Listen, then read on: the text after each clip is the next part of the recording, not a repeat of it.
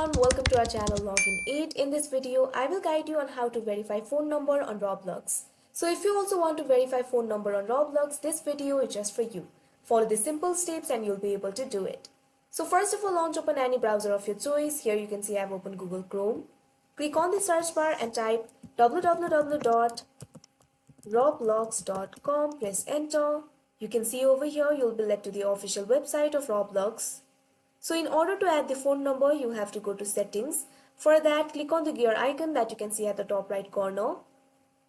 Now you can see option for settings over here. All you have to do is click on it. Now you can see over here the settings will be opened. Make sure you're in the account info.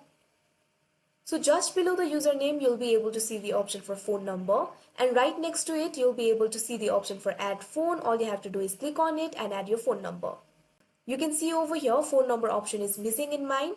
If it is also missing in yours, it might be because of your age or because of your country location. Otherwise, you can verify your phone number by simply clicking on add phone. So that is how you verify your phone number on Roblox. I hope you found this video helpful. Thank you for watching. Make sure to like, share and subscribe to our channel.